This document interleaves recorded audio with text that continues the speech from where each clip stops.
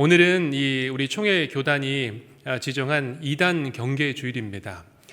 우리가 예수님을 믿고 또 하나님을 섬기면서 또 성령님과 함께 동행하면서 우리가 믿는 하나님은 어떤 분이신지를 제대로 알고 올바로 믿는 것은 참으로 중요하다고 말할 수 있습니다.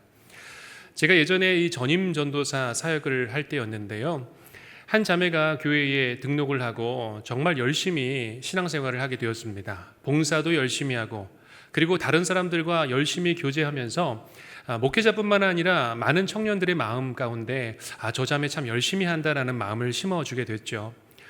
그러다 보니까 그 자매가 본인의 은사에 따라서 자신은 새가족부에서 봉사를 하고 싶다라는 이야기를 하게 되었습니다.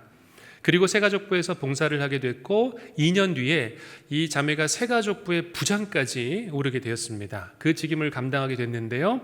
나중에 알고 보니 그 자매가 신천지였던 것입니다. 2년 동안의 시간을 통해서 목회자뿐만 아니라 성도들의 마음 그리고 청년들의 마음을 속이 얻고 심지어는 새가족들의 그 모든 인적 사항들을 다 빼돌리고 있었던 것입니다. 그러면서 등급을 매기고 있었어요.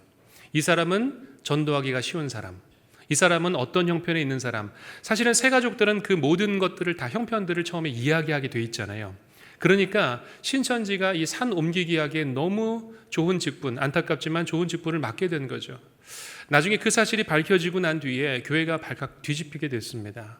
그리고 그것을 뒷수습하느라고 굉장히 오랜 시간 동안 고생을 한 적이 있습니다. 여러분, 우리가 믿는 신앙 그리고 생각보다 이단들이 우리 주변에 가까이 하고 있다는 거죠.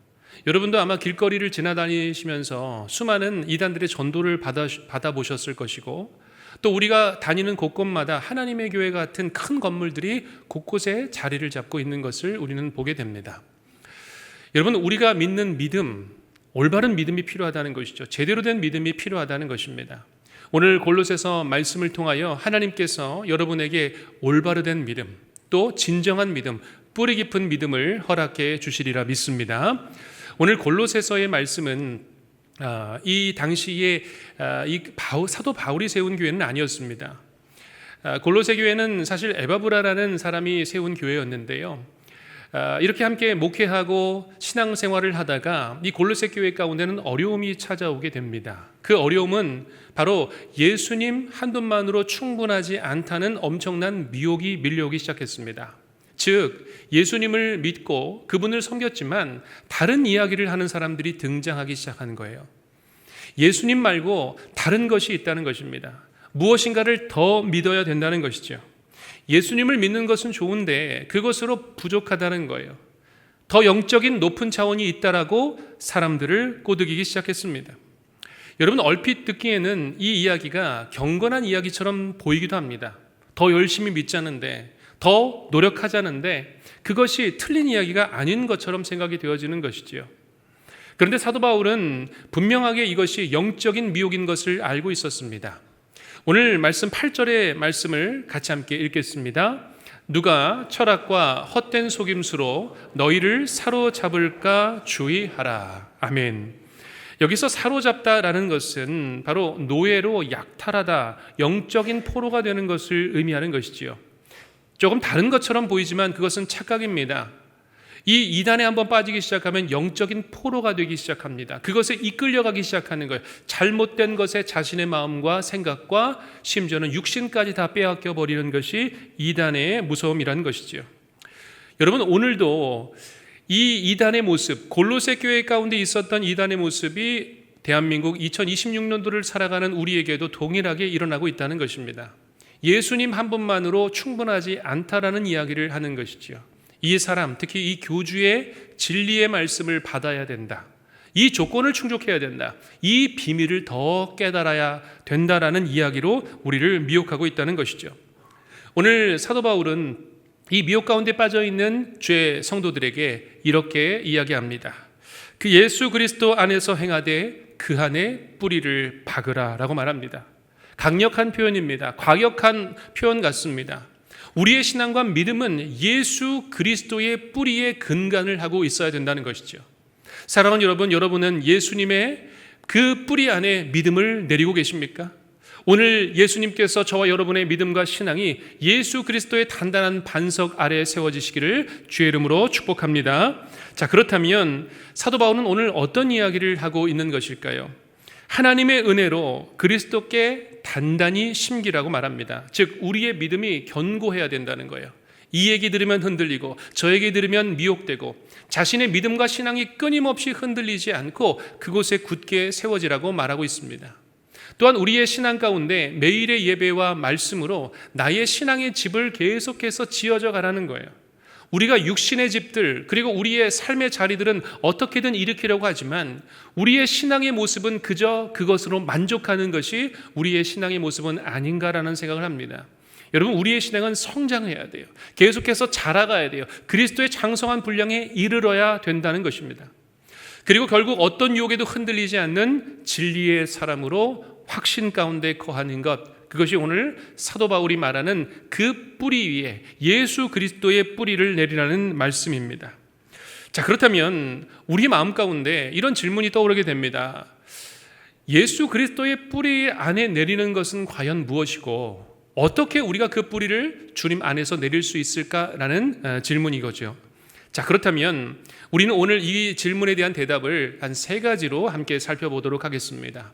첫 번째는 건강한 영적인 입맛을 기르는 훈련이 우리에게 필요하다는 거예요. 여러분들이 이 주일마다 하나님의 말씀을 듣는 것은 건강한 집밥을 먹는 것과 같습니다. 물론 우리에게는 외식할 때도 있고 또 다른 간식을 먹는 것도 필요하겠죠.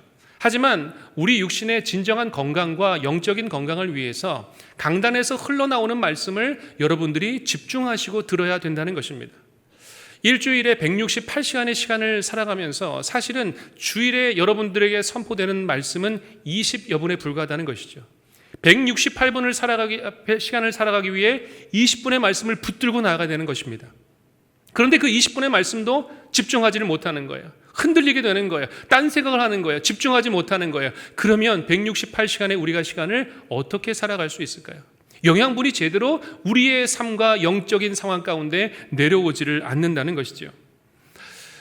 예전에 제가 사역하던 교회에서 2 권사님이 신천지 성경 공부를 한다는 이야기를 듣게 되었습니다. 그 제보를 받고 그 당시 제가 섬기던 담임 목사님과 함께 그 권사님을 이렇게 신방하게 되었습니다. 권사님께 질문을 던졌습니다. 권사님, 얼마 동안 성경 공부를 하셨어요? 라고 여쭤보면서 그분이 성경 공부를 한 그 노트를 가져오신 거예요. 쭉 살펴보았더니 한 8주 정도 그런 성경 공부를 이미 많이 진행하신 상태더라고요. 그러면서 권사님한테 질문을 드렸습니다. 권사님, 왜 이 신천지 성경 공부 가운데 들어가셨습니까? 라고 했더니 깜짝 놀라시는 거예요. 본인은 신천지인지 몰랐대요. 권사님은 신앙생활을 20년간 하셨던 분입니다. 권사직분도 받았어요. 주일날 빠지신 적이 한 번도 없는 분입니다. 그런데 그가 20년간의 말씀과 예배를 드렸지만 신천지의 성경 공부를 분별하지 못했던 거예요. 그러면서 아주 좋은 말씀을 풀어주시는 선교사님이 잠깐 한국에 들어오셨는데 그 선교사님에게 성경 공부를 배워보지 않겠냐는 권면을 듣고 그 성경 공부를 시작하셨다라고 이야기를 하셨습니다. 권사님들께서는 2분의 권사님이 이제 그렇게 그 사실을 깨닫고 신앙생활을 교회에서 이어가시는 것처럼 보였습니다. 그런데 얼마 지나지 않아서 2분의 자취가 사라지게 되었습니다. 나중에 알고 보니 결국 신천지의 자리로 나아가시게 된 거죠. 너무나 안타까웠습니다. 20년간의 신앙생활은 과연 무엇이었을까? 그게 그렇게 하나님의 말씀을 듣고 묵상하고 하나님 앞에 섰다라고 자기는 자신했겠지만 그 신천지의 8주간의 성경 공부 가운데 자신의 마음도 뺏기고 신앙도 빼앗겨버리고 믿음도 흔들리게 되는 안타까운 상황을 맞이하게 된 것이죠. 여러분, 우리의 신앙생활은 지금 어떤 자리에 있습니까?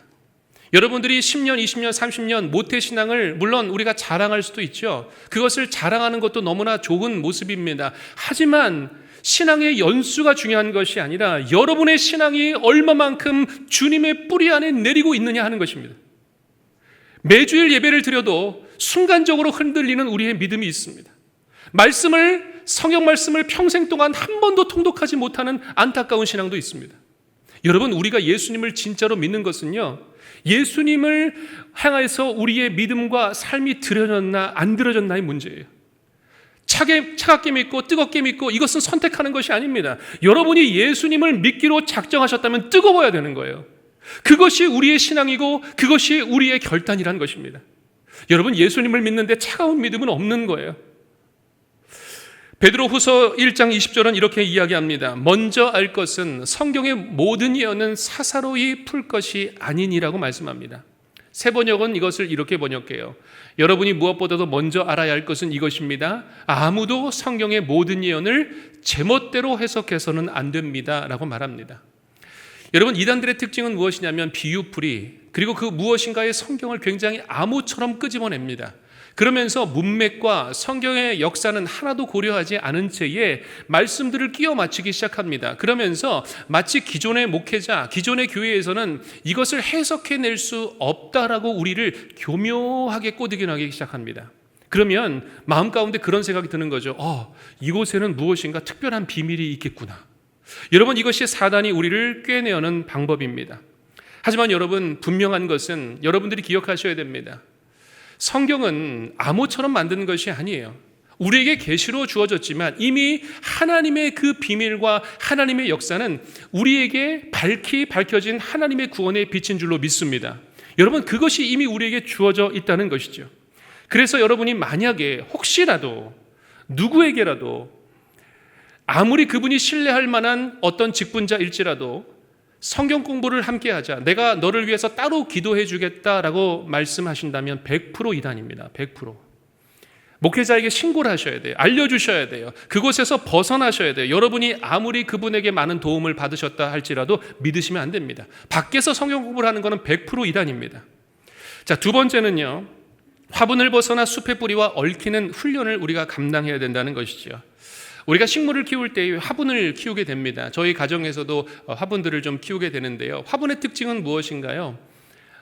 그곳에 분명히 심겨져는 있지만 얼마든지 옮길 수 있다는 거예요. 얼마든지 옮겨갈 수 있다는 것이죠. 그것이 화분의 특징입니다. 하지만 숲에 심겨진 나무의 특징은 무엇입니까? 그곳에 뿌리를 내립니다. 그리고 다른 나무와 그 뿌리가 얽히기 시작해요. 그러면서 그 뿌리가 단단해지고 그 뿌리를 결코 뽑아낼 수 없는 그 근원의 뿌리가 그곳에 자리를 잡게 된다는 것이죠. 여러분, 이단들이 가장 쉽게 노리는 대상이 무엇입니까? 제가 아까 말씀드렸죠. 등급을 매기거든요. 가장 첫 번째 타겟이 되는 대상이 혼자 신앙생활하는 사람들입니다. 공동체에 속하지 않은 사람들. 그래서 그것을 빨리 옮기기가 너무나 쉬운 거예요. 그래서 다가가고 잘해주고 접근하면서 그 사람의 신앙이 나에게 마음을 가질 수 있도록 그렇게 마음을 빼앗는 것이 바로 사단의 또 이단의 전략입니다. 여러분, 물론 신앙생활이라는 것은 부대끼는 것이 부담스러울 수도 있습니다. 때로는 혼자 신앙생활하고 편하게 신앙생활하는 것이 좋은 것처럼 보이기도 합니다. 왜냐하면 그냥 예배만 드리고 가면 되거든요. 하지만 여러분, 그 부대낌 가운데 뿌리가 얽히게 되는 거예요. 서로 함께 기도해주고 서로 함께 중보해주고 서로를 함께 격려해주는 그런 믿음의 공동체가 우리에게 필요하다는 것입니다. 여러분, 예수님께서 왜 제자들의 그 12명의 제자와 함께 먹고 주무시고 함께 생활하셨겠습니까? 그들의 모든 공동체의 생활을 함께 나누기를 원하셨다는 거예요. 만약에 예수님께서 그 공동체가 의미가 없었다면 그저 말씀 가운데 말씀만 전해주시고 그리고 사람들을 불러 모으시고 흩어내시고 그렇게 제자들을 양육해도 충분했을 것입니다. 하지만 예수님의 방법은 그렇지 않았어요. 함께 더불어 먹고 함께 더불어 말씀을 나누고 함께 질문을 던지고 함께 서로 힘들어하는 이야기를 나누는 것이 바로 참된 신앙의 공동체라는 것입니다. 사랑하는 여러분, 우리의 신앙은 화분의 신앙이 되어서는 안 됩니다. 물가에 심겨진 나무와 바로 복 있는 사람의 특징이 그 물가에 심겨져야 된다는 것이죠. 제가 여러분들께 도전을 드리고 싶습니다. 여러분을 위해서 중보해 줄 어떤 신앙인이 계십니까? 여러분과 함께 신앙생활을 하면서 나를 위해서 축복해 주고 나를 위해서 어려움을 위해서 기도해 줄 한 명의 중보의 대상자들이 있으신가요? 만약에 없다면 만드셔야 돼요. 만드셔야 됩니다. 목사님들을 만나셔야 되고 저를 만나주시고 주변의 사람들에게 도움을 요청하셔야 돼요. 사랑하는 여러분, 다시 한번 여러분들께 말씀을 드리겠습니다. 우리의 신앙은 주님 안에서 뿌리 깊은 신앙이 되어야 될 줄로 믿습니다. 자, 세 번째는요, 오직 예수님만으로 충분함을 선포하는 우리의 믿음과 신앙이 되어야 됩니다. 말씀드린 것처럼 이단들의 가장 강력한 무기 중 하나가 바로 그것이라 말씀드렸습니다. 예수님 플러스 알파를 이야기하는 것이죠. 오늘 사도 바울은 이 거짓말을 이렇게 이야기합니다. 9절과 10절 말씀을 같이 함께 봉독하겠습니다. 그 안에는 신성의 모든 충만이 육체로 거하시고 너희도 그 안에서 충만하여졌으니. 아멘. 자, 예수 그리스도 안에서 이미 신성의 모든 충만함이 주어졌다는 거예요. 그러니까 예수님만으로 이미 가득 채워졌다는 것이죠. 여러분, 우리의 믿음과 신앙은 예수님만으로 충분한 줄로 믿습니다. 다른 것을 이야기하는 것은 다 이단입니다. 무엇인가를 더하는 것도 이단이에요. 이단들은 그렇게 이야기합니다. 교주에게 충성해야 된다. 무엇을 더 헌금해야 된다. 더 헌신해야 된다. 전도해야 된다. 많은 조건들을 계속해서 붙여냅니다. 그것이 이단들의 특징이란 것이죠. 하지만 우리의 믿음은 예수님 한 분으로 충분한 줄로 믿습니다. 이 프랑스 루브르 박물관에 가면 이 레오나르도 다빈치의 그림이 있습니다. 여러분 잘 아시죠? 그 그림을 보게 되면 그 그림은 이 눈썹이 없는 여인입니다. 그래서 여러분들이 보시기에 무엇인가 부족하다고 해서 그 그림에 눈썹을 한번 그려보십시오. 어떤 일이 벌어지겠습니까? 그 명작을 훼손하는 것이겠죠. 우리도 예수님이라는 완벽한 그 복음의 100%의 순도 100%의 그 진리 가운데 무엇인가를 더해내게 될 때에 그것은 잘못된 길로 나아간다는 것입니다. 사랑하는 여러분, 오늘 다시 한번 여러분의 신앙과 믿음이 예수님 한 분으로 충분하다는 믿음의 고백이 되시기를 축복합니다. 자, 그렇다면 우리의 신앙과 믿음의 뿌리가 깊은 신앙은 어떤 모습일까요? 오늘 7절 말씀을 같이 함께 봉독하겠습니다. 감사함을 넘치게 하라. 아멘. 그렇습니다. 이 이단들의 특징 중 하나는 무엇이냐면 두려움과 불안함을 계속해서 심어주는 것입니다. 여러분도 잘 아시는 것처럼 JMS 정명석 이단 많은 청년들이 그곳에 빠져 있었습니다. 우리가 생각할 때는 굉장히 머리도 좋고 그리고 총명한 청년들이 왜 그곳에 빠지는가라는 생각들을 하시게 되었죠. 많은 증언자들이 그렇게 이야기합니다. 그 정명석을 만날 때에 그 정명석이 하얀 옷을 입고 그리고 그곳에 둘러싸인 모든 그 공간을 하얗게 만든다고 합니다. 마치 이곳이 천국처럼 착각하게 만드는 거예요. 그래서 그곳에 압도되는 어떠한 위험을 가지고 그곳에 딱 등장하니까 그 신도들이 다 엎드려서 두려움과 불안함을 가질 수밖에 없다는 것이죠. 그래서 그곳에 빠져나오지를 못하는 거예요. 자신의 물질, 자신의 몸, 모든 것을 다 바치게 되는 안타까운 상황이 발생되게 되는 것입니다. 여러분, 우리의 신앙생활도 마찬가지예요. 우리의 신앙에도 율법이 먼저 자리를 잡기 시작하면 불안함이 찾아오고 두려움이 찾아오는 거예요. 내가 예배를 빠지면 마치 큰일 날 것처럼 착각하는 거예요. 여러분, 그 두려움이 물론 우리를 예배의 자리를 이끌 수도 있습니다. 하지만 여러분이 예배로 나오는 여러분의 마음 가운데 감사가 있냐 하는 것입니다. 사랑하는 여러분, 오늘 이 자리에 앉아있는 이유가 하나님께서 여러분에게 주신 감사의 제목인 줄로 믿습니다. 여러분이 그 이유 때문에 이곳에 나오신 거예요. 다른 것이 아니에요. 두려움이 아니에요. 염려가 아니에요. 오직 하나님께서 여러분께 주신 감사와 행복과 기쁨이 여러분의 예배의 이유가 되시기를 축복합니다. 자, 그렇다면 오늘 우리는 아주 뼈아픈 질문을 해야 됩니다. 나는 그리고 우리 연신교회 공동체는 뿌리가 깊은가라는 질문입니다. 여러분들은 정말 뿌리 깊은 신앙 가운데 오늘 예배하고 계십니까? 제가 1, 2부 때도 말씀을 드렸지만 오늘 3부 예배에 오신 분들을 제가 한 분 한 분 살펴보니까요, 아직 제가 이름을 모르시는 분들도 너무 많아요. 연락처도 모르고 3부 예배 시간에 얼굴은 보고 있지만 저와 한마디의 말도 나눠보지 않는 분들이 지금 이곳에도 상당히 많이 있습니다. 죄송합니다. 목회자 책임이에요. 제 책임이에요. 우리가 신앙생활을 하고 함께 예배하는 공간 안에 있지만 사실은 서로의 마음을 나누는 공동체로서 정말로 나아가고 있느냐라는 질문입니다. 여러분은 어떤 마음을 갖고 계세요? 나만 신앙생활 열심히 하면 되나요? 찬양대 안에서만 즐거우면 되나요? 교육부서 안에서만 즐거우면 되나요? 어떤 위원회 모임 안에서만 우리만 즐겁고 행복하면 되나요? 새로 오신 분에게 우리는 한 번이라도 환영의 인사를 건넨 적이 있나요? 누가 왔는지, 누가 나와 함께 예배하는지 마음을 다해서 관심을 기울인 적이 있나요? 아니요. 우리는 상당 부분에서 그러지 못했던 것을 주 앞에서 고백할 수밖에 없어요. 제가 그렇거든요. 제가 여러분의 이름을 다 모른다니까요. 여러분, 지금 이단들은 더 부흥하고 있습니다. 한국 교회는 그런데 점점 줄어들고 있어요. 제가 예전에 그 신림역 부근을 지나는데요. 신림역 부근에 그때 이제 결혼 예식을 참석하기 위해서 교인에 지나가고 있는데, 그곳에 하얀 옷을 입은 신천지 청년들이 약 몇만 명이 지나가는 거예요. 차를 타고 제가 거의 10분간 지나갔는데, 그 10분을 지나다니는 길에 신천지 청년들이 쭉 대로에 계속 걸어가고 있어요. 행진을 하고 있더라고요. 몇만 명인 것 같습니다. 10분 동안 제가 차를 타고 갔으니까.